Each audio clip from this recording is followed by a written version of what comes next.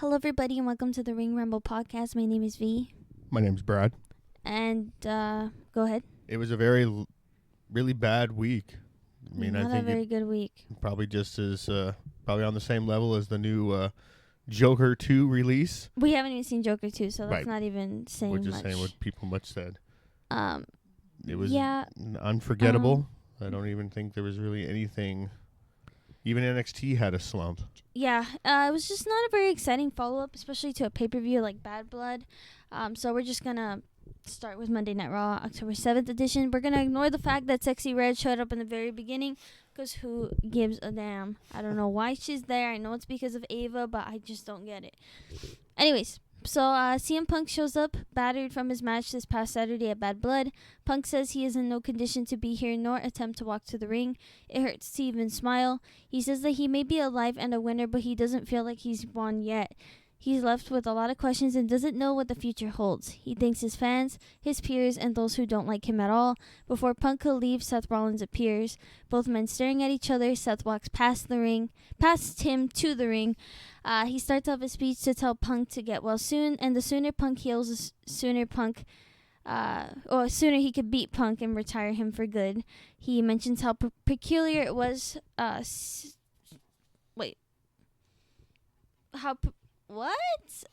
He mentioned how weird it was about the Cody and Kevin thing backstage. He mentioned, Kevin beating up Cody, but apparently he's not supposed to mention it.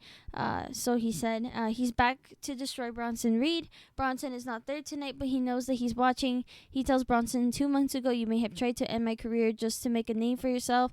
So congrats, because now I know your name only 6 tsunamis later. If you want to get famous, like you say, I'll give you your 15 minutes. Seth Rollins versus Bronson Reed, 1-on-1. Bronson can name the time and place, except this time he will be expecting Bronson. Jey Uso surprisingly interrupts before Seth can celebrate for the next match he has with Xavier. Both Jey and Seth stare down, and then Seth just walks off. I'm just happy on the fact that Bronson Reed is going to get that recognition and have that match with Seth Rollins, so I'm pretty stoked on that. Other than that, that was pretty much the only thing that I thought was positive. I don't care very much. Maybe I'm just saying that right now because I'm tired. I mean, Bronson's cool and all, but, I'm not the biggest Seth fan, so that's probably why. Jey Uso versus Xavier Woods for the Intercontinental title. Match. I mean, I don't believe Xavier beating Jey Uso. Sorry. Yeah, it was just whatever. Not very important. Like, the fact that even has that opportunity, I can't see it. Immediately, Xavier loses this match as Jey does a super kick and splash combo for the win and retains. Jey dabs up Kofi and tries to get a handshake of camaraderie from Xavier. Xavier looks angry and walks away. Kofi asks him if he is okay, and Xavier and Kofi bicker on their way to the back. Braun Breaker comes in and spears Jey. Kofi tells Xavier that they should help. Xavier says no, but Kofi goes in alone and gets speared by Braun. Xavier dragging Kofi out. Braun spears Jey again. Braun is seen backstage, and he is asked about how last week he showed respect for Jey, but now tonight, he had changed his mind about that, so Braun didn't really say anything, and he ended up leaving. Backstage, Miz and Karrion Kross are talking. He said that he won't be a part of the Final Testament, I'm assuming because Karrion wants to recruit him. R-Truth showed up, saying he knows that the Miz kicked him in the head last week because he was confused, but he assures him he's not in the Judgment Day, so he forgives him. Miz said that he meant it, and Kross tells Miz to do something about it. Truth says that he will give Miz a match, and Miz said that that's the problem, so how about they fight next week? The Miz versus R-Truth next week. I was not paying attention to this next match very much, but Sheamus versus Pete Dunne, the Donnybrook match. Don't get me wrong, I like Pete Dunne a lot. He's one of my favorite wrestlers. Sheamus, he's okay, but it was a cool match, with like all the materials and all that stuff all around the ring. It was like being in an Irish pub, basically. Yeah, love like Pete Dunne's matches most of the time, and it went as I kind of expected it, with Sheamus getting the win. Sheamus hits Dunne. I don't know the move name. Sorry, I know the name, but I always blank it out every time we talk about it. When he hits him on the chest, I don't know what that's called. Oh.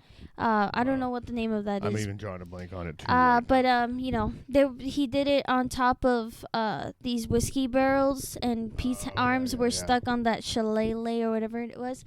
Both men falling onto the tables below, and I put on the note here. I'm gonna be honest, we were not paying attention. However, and I put the finish was blanks because I was gonna watch it back to see what it was. But all I know is that Sheamus won. That's all I'm gonna tell you. So Cody Rhodes is backstage being interviewed. Sami Zayn shows up, oh boy, saying he wants the opportunity to face Cody at Crown Jewel. Cody says he wants that too. Who paid him to lie? Who paid him to lie? Yeah, and he wishes luck to Sami later tonight against Gunther. So Sami Zayn came and confronted Cody and is now looking to fight Cody now? Is that what you said? Dad, please. It's for the Crown Jewel. If he beat Gunther that night. Yeah, I was like, See, again, I wasn't paying much attention on Raw either, so. Okay. Backstage, the Judgment Day arrived. Raquel Rodriguez is the chauffeur for some reason for the Judgment Day. They show her first with no one reacting, might I add. When Dominic and Liv show up, leaving the back seat, the crowd was genuinely cheering or reacting. Liv says that she's got the still got the championship, Dom.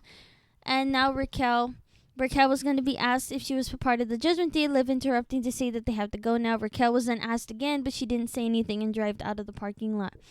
Ava Rain, the GM for NXT, was speaking to Adam Pearce. Ethan Page shows up to introduce himself to Adam.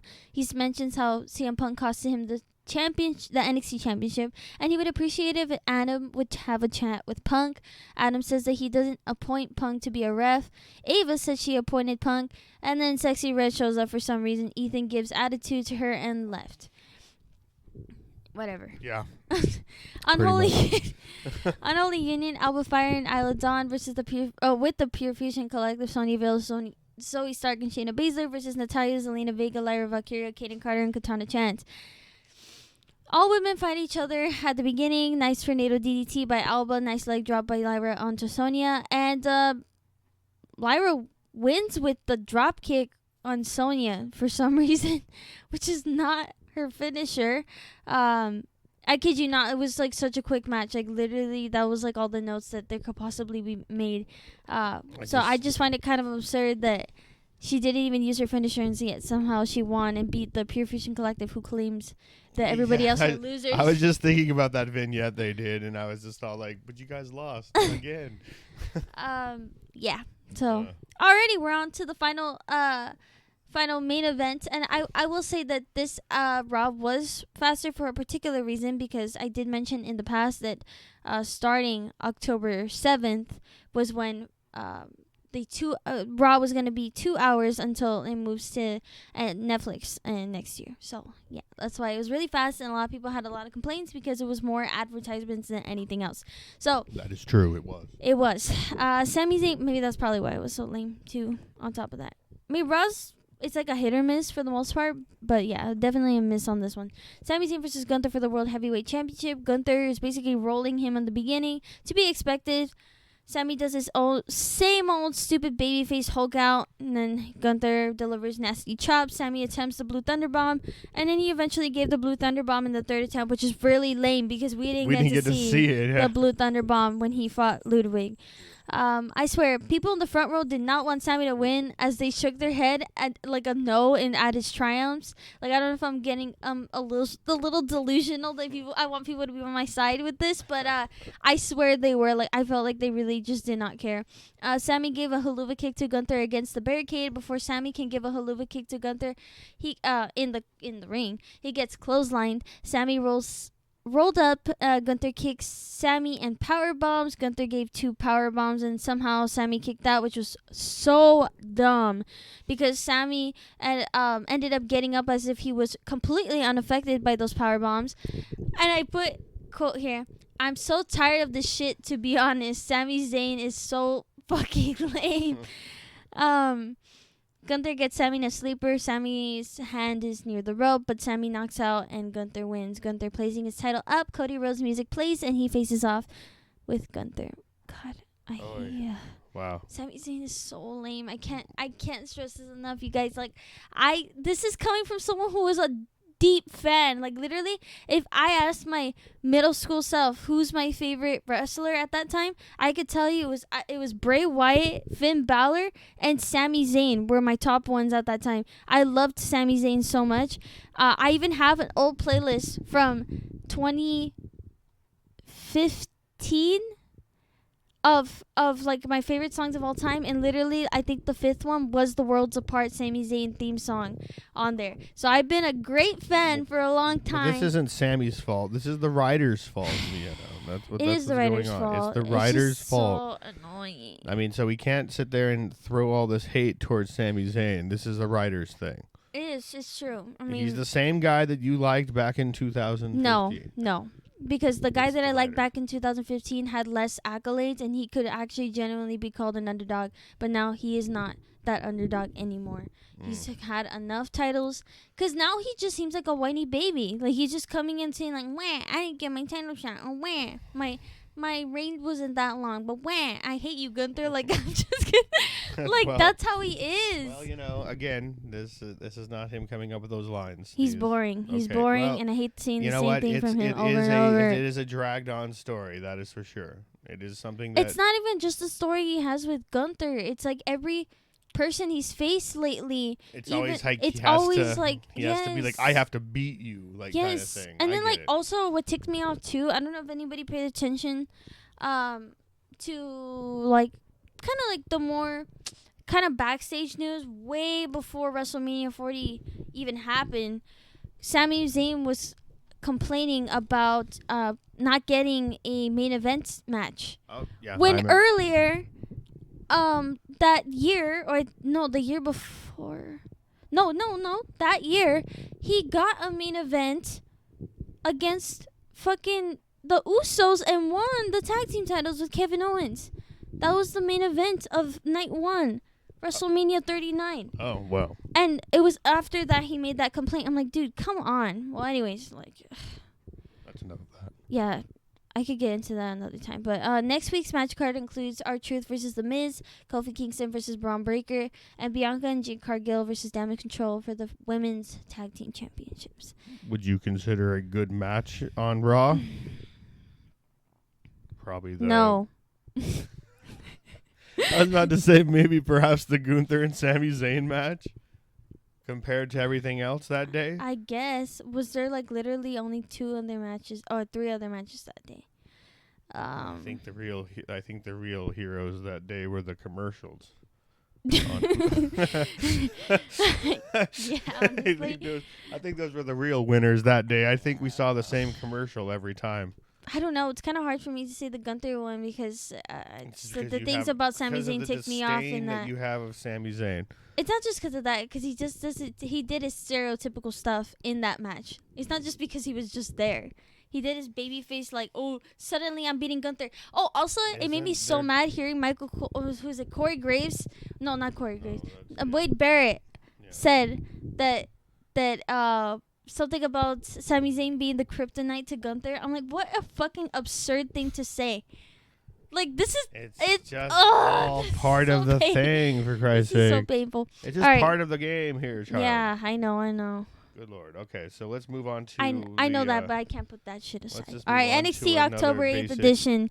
Not very exciting. Which was shocking because NXT has been very consistent. And also, they were building up this one to be just as hype as the previous NXT as well. Because they're both technically CW debut episodes. Trick Williams comes to the ring first. Crowd getting wild as per usual. Trick announcing Sexy Red is in the back. Hooray. Who cares? Trick says that NXT is reaching new heights, and as a new NXT champion, 2-time champion now, that he's got his new championship around his waist. He knows people in the title. People want that title in the back. Wes Lee interrupts to talk about how unnecessary the weight of Zach Wentz is now gone, basically. Like he called him unnecessary. That's I have basically to say it. I was pretty surprised that it was Wesley. Me too. He wants to become a Triple Crown champ, says Wesley. Trick says that he knows that who Wes is, and as someone who stabs people in the back. Wes says, "Yeah, you may be the face of NXT, but I'm gonna tell you that no one wants to tell you that is that you ain't it, and I'm gonna be the one to take the championship. But Jey Uso shows up, which is pretty crazy, dabbing up Trick. Trick acknowledges that they're both champs. If another bum tries to get their titles, best believe they will whoop that Trick, doing their fan chants interchangeably, basically with the whoop that Trick yeet chants. And that was it. Very awkward ending. They literally didn't do anything. I mean, it's funny how we just did that to ignore Wesley once again. I mean, it was like Wesley's like, "This is my moment. I'm gonna call my shot," and then it's like the people in the back are like, "Put in Jey Uso, just to shut up Wesley," and Wesley's sitting there going like stomping his feet like, "Wah." Wah. It was hilarious. I thought it was funny. That was funny because it was Wesley of all people.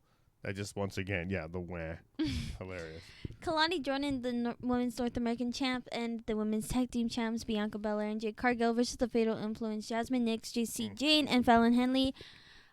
This was funny because when they were all in the ring, for some reason Jey Uso and Trick were still there. Yeah. And then all of a sudden they left when the match started. All girls power slam the Fatal Influence early on to this match. Cool combo moves by all three women. Jade lifts Kalani overhead onto Fallon, which was very impressive. Jade Cargill had a lot of incredible shows of strength during this match. A cool Pele / Trouble in Paradise / cardiac kick move by Jasmine Nix. I haven't seen her wrestle very much, but that was a pretty cool move. But Jade and Bianca gave their tag team combo finisher, followed by Kalani's finisher, and they won the match. Axiom and Nathan Frazier are speaking. Randy Orton is backstage asking how fast is Javon really, which I'm like, I've never heard him being considered fast. I've heard him be considered bouncy. Yeah, bouncy. But basically, Axiom says that Javon just might be the fastest guy in NXT that he knows. Nathan Frazier insulted, obviously. Right. That boy is fast. The guy doesn't wear the Flash logo on his gear for nothing. Exactly.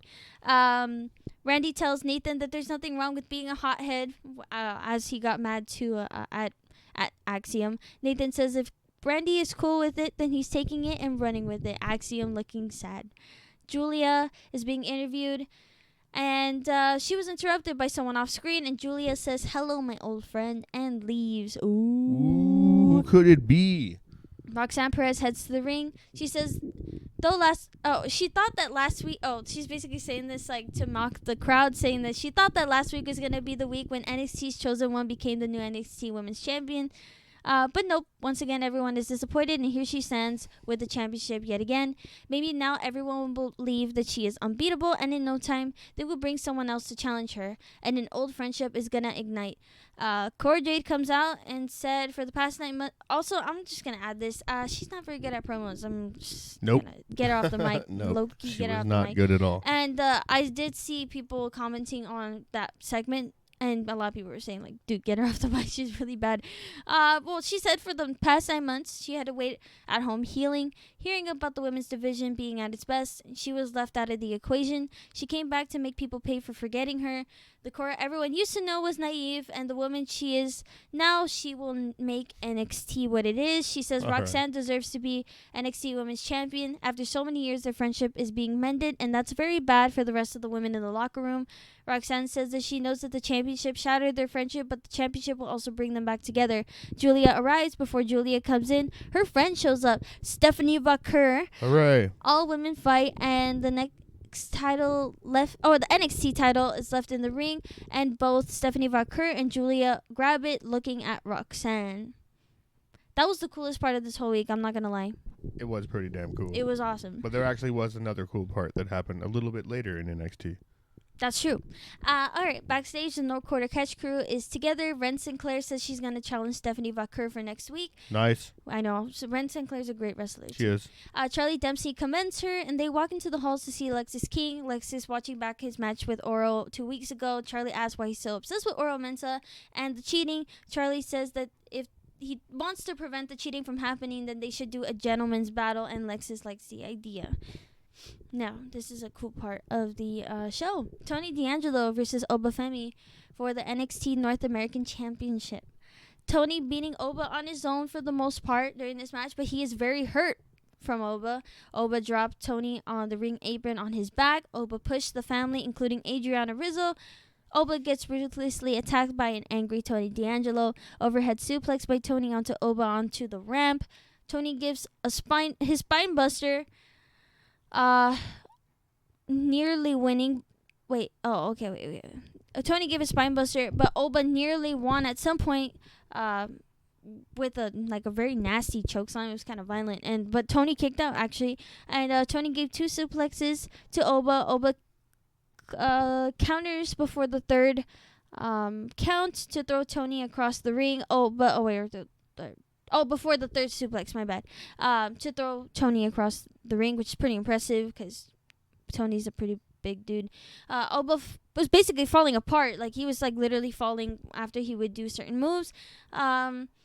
Oba cleared the commentary desk to powerbomb Tony, but Tony reverses and gives a spinebuster to Oba through the table. Both men quickly get into the ring, and Tony delivers a spinebuster, but Oba kicks out in a near 3.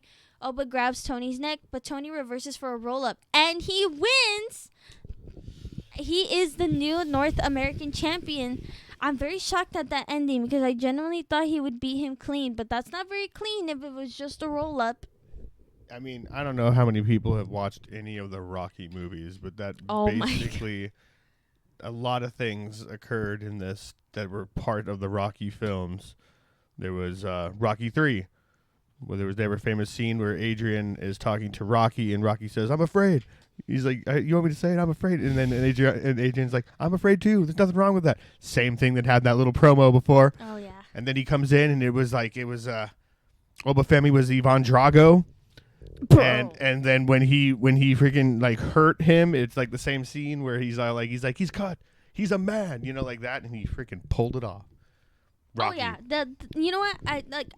We've said it before. Tony D'Angelo is the perfect guy to take this one away from Obafemi. He's Italian too, which makes the Rocky reference a lot better. He's still on it. But what I'm trying to say is that the lead up to Tony winning and beating Obo has been perfectly done, might I say. The promos, like what my dad was saying, was literally like Rocky, and they were very awe-inspiring, very well put together, Sopranos-esque. Even had a training montage. I think he was hitting the bag. Yeah. Total Rocky reference there. It was pretty good. It was a pretty good match. I just think it was very interesting to do a roll-up for the final part of the match, and something tells me that Oba's gonna get that thing back. It kind of opens it up, because it was kind of the same thing with in Rocky 1 where Apollo Creed. I'm sorry. Apollo Creed. I'm sorry. We're talking wrestling. We're talking wrestling here. So Apollo Creed, and it was a draw the first time, and that's considered kind of the same thing. It's a roll-up that he had to do on Obafemi to win. Then you're going to have the second match, and this time it's going to be a clean victory. Yeah. That's definitely what's going to happen. It's because they're following the Rocky script, dude. That's all they're doing. Yeah, nice to see that Oba did pass become the longest reigning North American champion before this happened. So right. All a part of the plan, of course. All right, they show Lola Vice attacking Jada Parker in the locker room last week. Oh god, this part was so exciting. This was great. This was awesome. Lola says she wants Jada to Ava, the GM. Ava understands. But before she can finish, Ava says, "Welcome back," and Nikita Lyons shows up. I was so happy. I love her. She's the best. She's a good wrestler. Hopefully she does not get injured. Oh my god, knock on wood. Yeah, let's hope that she doesn't. Yeah, I hope not, because she's great. And Ava thinks that this is the perfect first opponent for Lola. And next week, I'm very happy about that. Backstage, Jade, Bianca, and Kalani are relishing in their title win. Jakara Jackson and Lash Legend show up, challenging for the women's tag team titles. Bianca tells them that they got their match at Friday Night Smackdown, which I like because I like this little crossover. This is cool. Yep. Now, this was my favorite match of the week. A-Town Down Under, Austin Theory and Grayson Waller versus Nathan Frazier and Axiom for the NXT Tag Team Championships. I think you're kind of biased, though. But I'm not biased. That's fine. Nasty clothesline to Axiom on the third rope. Not even the turnbuckle that time. Axiom took a nasty fall. Nasty forearm. hits Axiom by both members of A-Town Down Under. Nathan and Theory botched, but Nathan recovered, like a flip, basically. Grayson cheats, like the tag by attacking Axiom. Awesome move by Austin Theory onto Nathan. Nasty left forearm by Theory onto Nathan while he was flying out to ringside. Nasty Canadian Destroyer by Axiom onto Grayson. Spanish Fly by Axiom and Frazier's Phoenix Splash, which landed awkwardly onto Grayson, but it worked as Nathan and Axiom retained the titles. Look, as much as I, of course, I vocalized how much I love Nathan, Frazier, and Axiom, I genuinely believe like this was not a very good week, but this match outshined the rest. It was a good match, but I would have to say another a match that kind of is on that same level. I would actually just say the Tony D'Angelo one. Yeah, because the fact is Obafemi lost. I mean, that's it's a big deal. That is a big deal. Yeah. I mean, because and the way he lost, it does not make him look bad. No. For Obafemi to lose because he had that dominant streak. True. So True. I have to say that match is a contender for it because of the fact that they did it the right way. The only reason I would give, like I said before, I just didn't like the ending with the roll-up very much. So that's why I dock it some points. The reason why I like this one more is not just because of, obviously, Nathan Frazier and Axiom, but honestly, Grayson and Austin got to shine a lot and show a lot of moves that they don't typically get to do. I agree with that. Yeah. That's true. But I think it's because of that roll-up is what makes it better, because it doesn't ruin Obafemi's, his dominance that he has. It's because that's why he had the look on his face, like he was shocked. He was shocked, yeah. Because it was some trickery. True. So that's cool. Backstage, Rich Holland is interviewed. He said that he will run through all of Chase U, and that's exactly what he did. Riley Osborne jumps Rich from behind as both men begin to be separated. During Sexy Red's performance, which I skipped, Ethan Page interrupted to say, "Ma'am, your concert is canceled." The way he said it was so funny. He said it's payback for him being interrupted by her on Monday Night Raw. He said NXT is falling apart with Trick as champ, Ava as GM, and Wesley believing he is the next contender. Ethan says he deserves this match against Randy instead of Javon. Javon comes out. Ethan said that he couldn't care less if he's got the match with Randy next. Javon clotheslines Ethan out, and Javon dances with Sexy Red. Another Delta teaser of her beating up some random women. Oh, yes. But can we just address one thing really quick about the Sexy Red thing? Was that it was completely, all her music was being played over. Yeah, she was just singing over her music. She was singing over her own music, and there was times where she wasn't even singing when she was supposed to. No, yeah, just imagine you're performing in your room at 3 a.m. with Lady Gaga playing in the background or something like that. That's basically what was going on. Doing that in a live scenario, some people's careers have ended when they did that. Milli Vanilli, Ashley Simpson. That's true. That's true. That was lip syncing though. She's singing over the song. No, it's different though. Still the same. No, it's different. It's different. The point is, if you're going to be up there performing, you don't have your music playing behind you.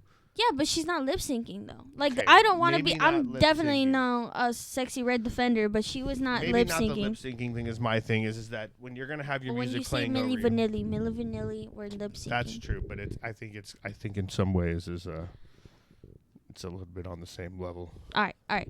Javon Evans versus Randy Orton. Javon is not fast. That's Nathan Frazier I put here. Javon is only bouncy. Bad suicide dive by Javon. Randy threw Javon onto the desk 4 times. Javon is in a lot of pain. Nasty super kick by Javon Evans. Javon lands his finisher. Randy missed the RKO pretty bad, and Randy gives the RKO afterwards and wins. Randy grabs Javon and holds his hand up high. The reason why I didn't really write a whole lot was because, this match was not very interesting for how they built it up.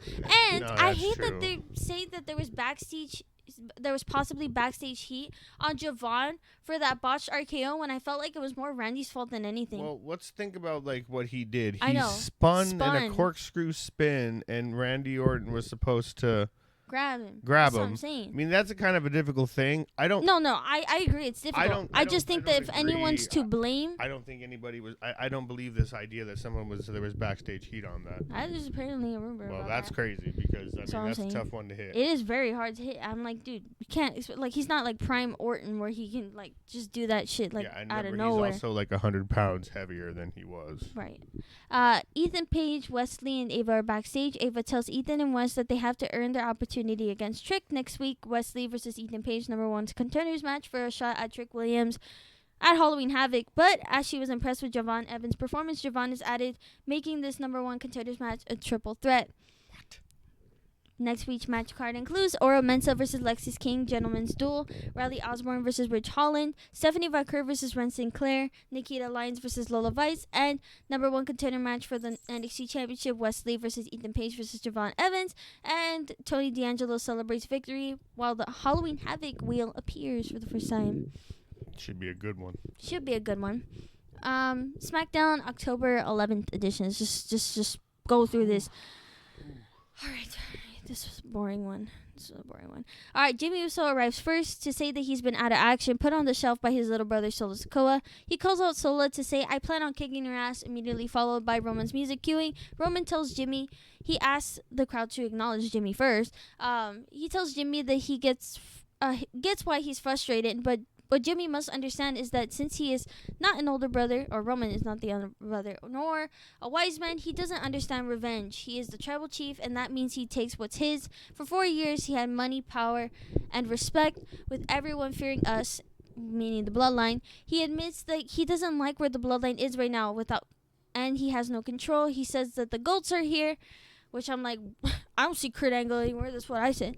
And when they put up the ones, that means that they are the ones. Jimmy says they aren't, though. There is no tribal chief with a tribe in Roman, no Ulafala, no Jim. Or Jimmy says that he came back because Roman needed him, and he didn't need to ask, but they needed help.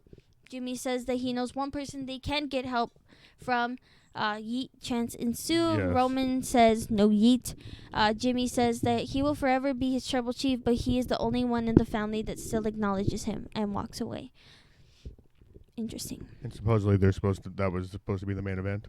Solo. I don't know how that even came about during that whole thing. They didn't really announce anything, or at least I wasn't paying attention. Maybe. Let's drink water.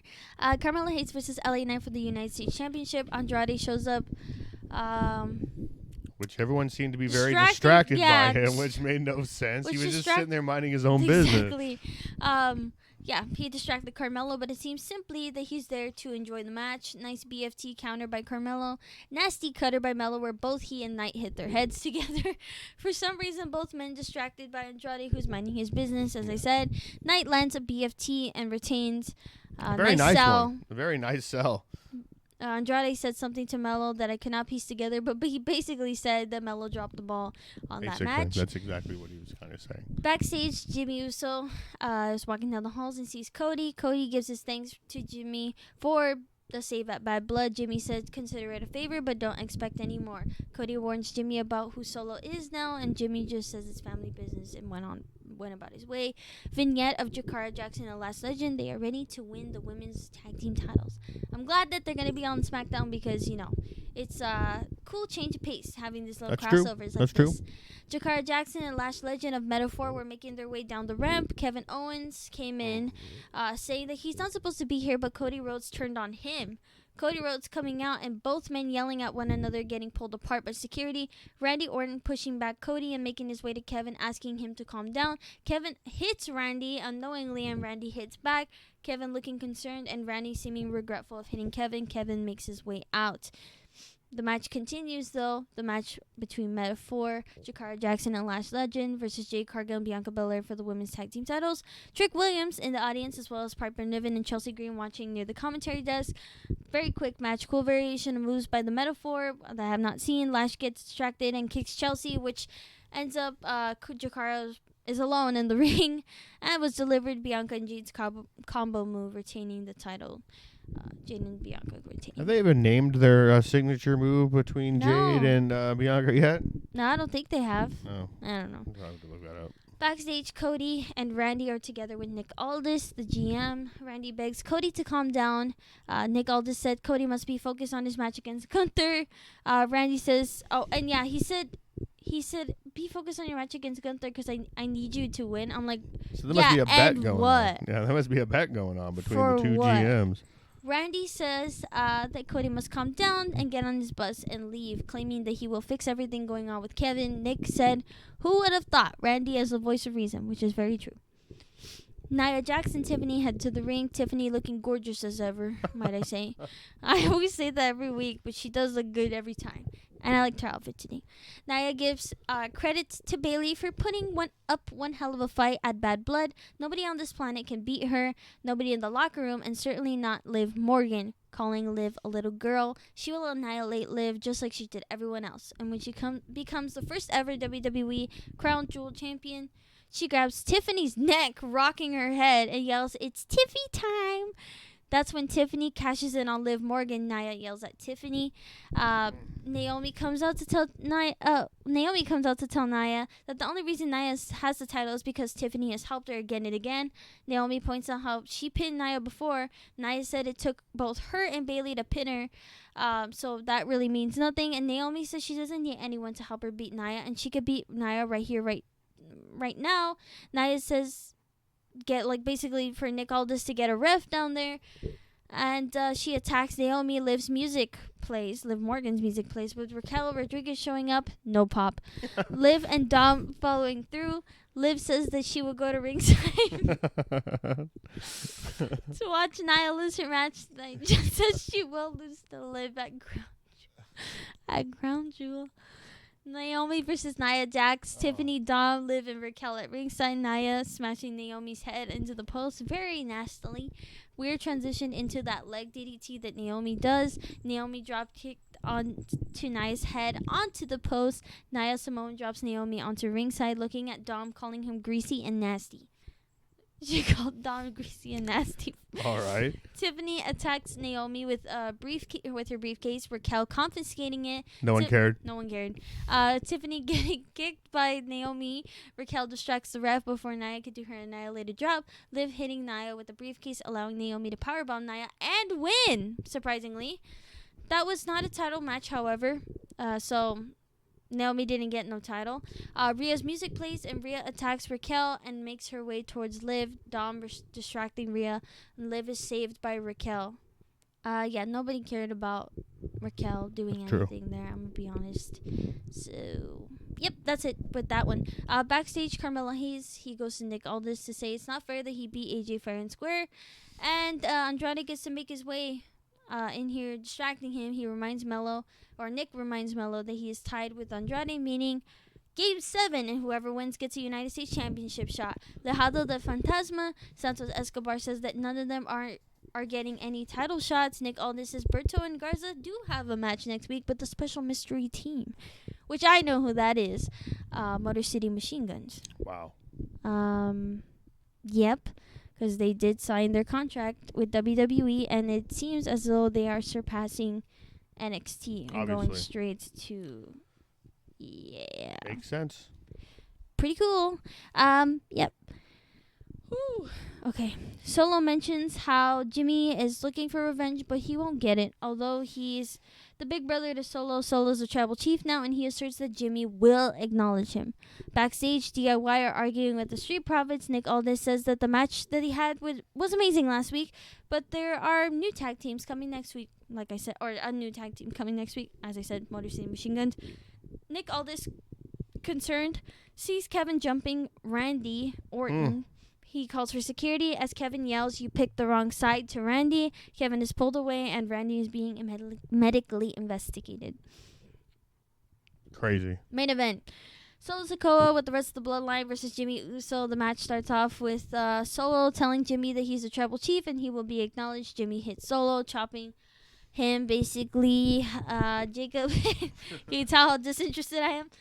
Jacob hits Jimmy with a cheap shot. Clothesline to Jimmy Uso on the apron. Jacob Fatu hitting Jimmy with a cheap shot again. Tongaloa also hitting Jimmy with cheap shots. Are you gonna say anything? It's Tongaloa. Well, Tongaloa did throw a nice punch. It did look like it was pretty real. So, getting better. That's all I can really say on that one. It's so hard to keep straight faces. It is. But you know what? They emphasize certain things, and they did that. Yeah, emphasize during commercial break. Well, I mean, it was during the commercial break, so but thank goodness they have that side screen because we would have missed it. We would have missed it. Yeah. In all his glory. Yeah. Yeah, Solo pulled Jacob Fatu. What? Oh, Solo pulled a Jacob Fatu by being unaffected by Jimmy's hits and delivered a spin kick of sorts that I've never seen before, but it was pretty impressive. Jacob continuing the cheap shots to Jimmy. Jimmy struggles in this, is basically struggling in this match, obviously.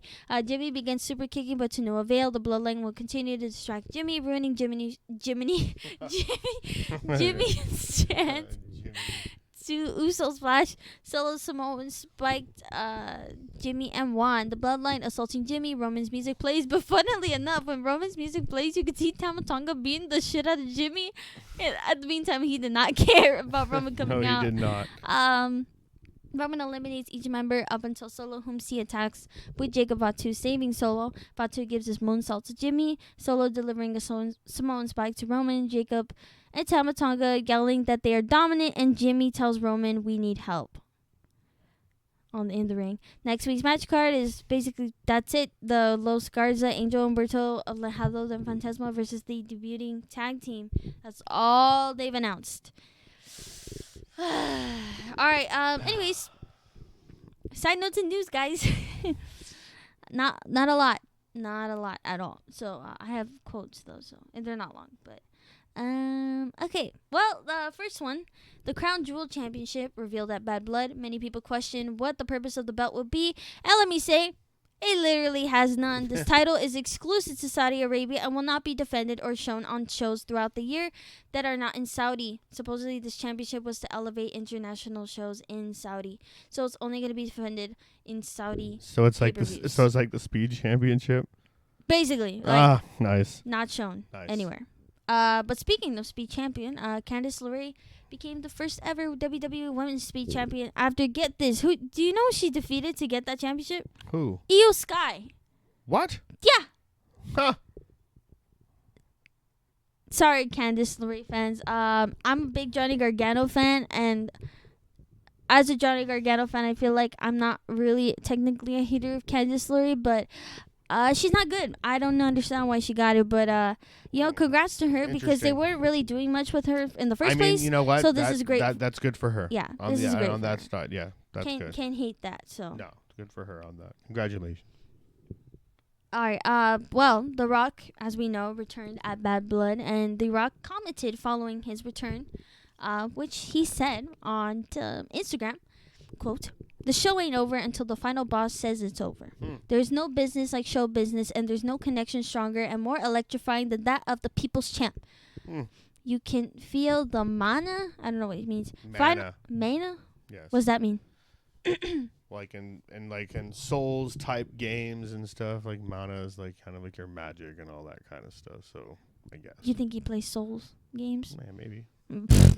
Final boss engaged. See you down the road. End quote.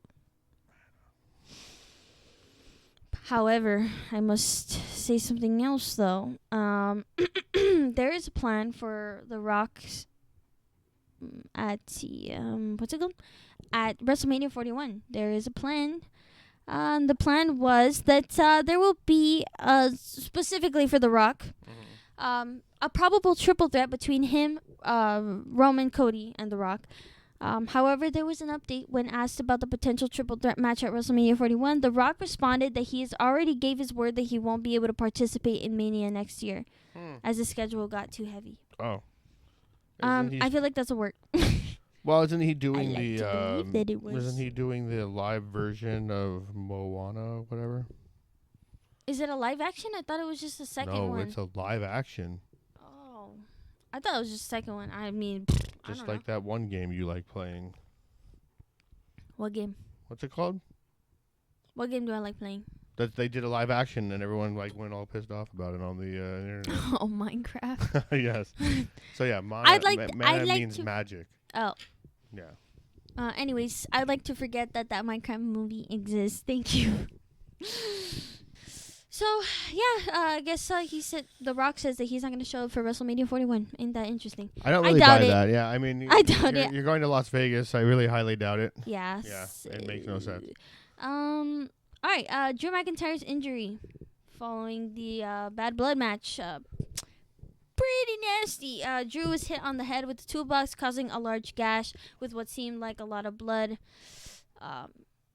Like spewing everywhere. Apparently, backstage was very panicked about this whole thing, with Wrestling Observer quoting that Punk was actually the only one that was supposed to bleed during this match. But they quote, backstage and at ringside, they were panicking because of how bad the wound was, and that he was so bloody and it wouldn't stop. They, at first, talked about having a doctor get in the cage and try to stop the bleeding, but the decision was made not to do it because it was a Hell in a Cell match.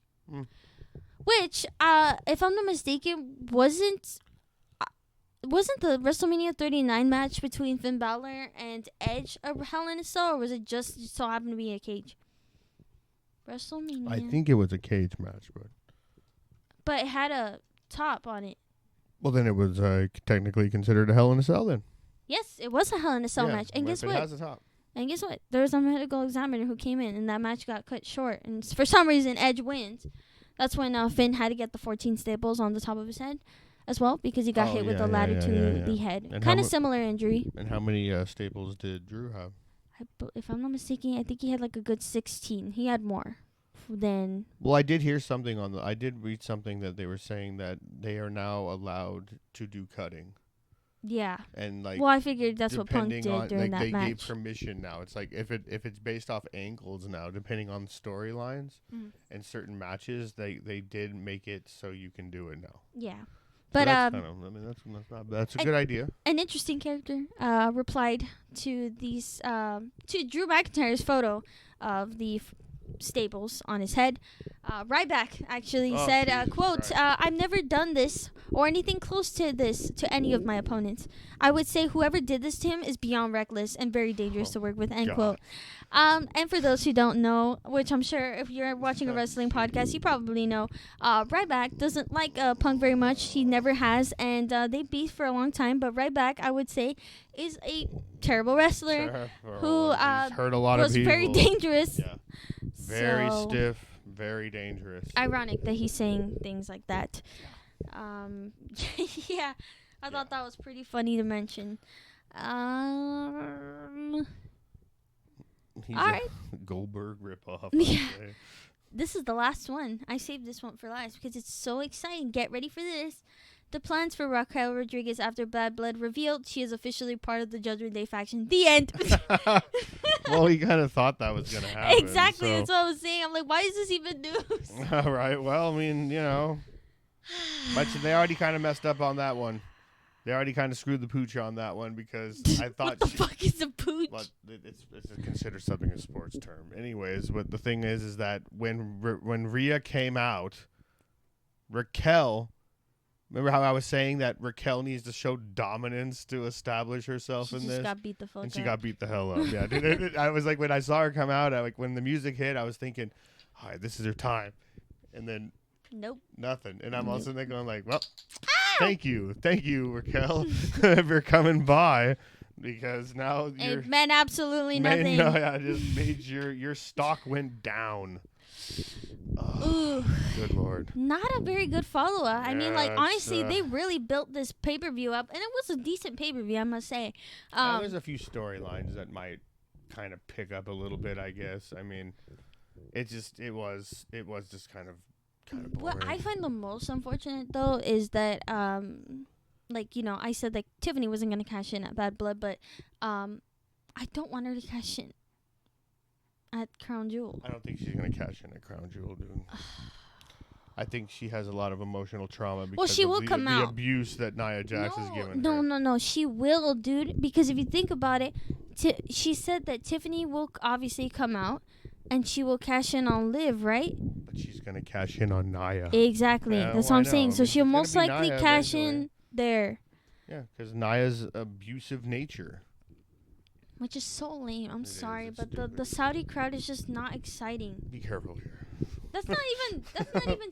No. It's not entertaining. Bring them back to Puerto Rico. Bring them back to France. Like, they were great over there. I just don't like the fact that they're technically bought to like have these pay-per-views in these areas. I'm like, I don't mind it. I didn't mind it, but then once I started like which one was it that I Night of Champions was great. That was a great pay-per-view, and that happened in Riyadh or something. Yeah. But that was a great one. Sure. But everything that followed up after that, like King of the Ring, the Crown Jewel, very boring, very basic. The crowd, obviously they're hyped because, finally they have pay-per-views like that over there. Right. But not nearly as much, I would say. And maybe, you know what, it's probably just the booking too. I think the matches to me weren't as exciting. And the reason why Night of Champions was so entertaining was because the first ever World Heavyweight Champion was crowned, and that match was incredible, which was between AJ Styles and Seth Rollins. Yeah, that's true. Yeah, I didn't like the King of the Ring pay-per-view very much. It was very boring, in my opinion. So it could just be the booking. But, I mean, from the crowd's reception of when Triple H had announced that Crown Jewel title thing, obviously we're not going to care because it's not a pay-per-view here very much. But I feel like the crowd could have reacted more, and they didn't. They honestly booed more than anything. So yeah, I think a lot of the crowd is feels pretty mutual about that. We'll have to do our predictions for those matches coming up. I guess there's only the championship matches so far. So Yeah, see what other matches come up. Maybe it might be good. Depending on. I'm what really the hoping that you know how Nick Aldis is gonna give a title shot to whoever wins between Carmelo and Andrade. That is a match that happens at Crown Jewel. I heard something about that Jey Uso is one that's not gonna get a match at Crown Jewel. Something about that.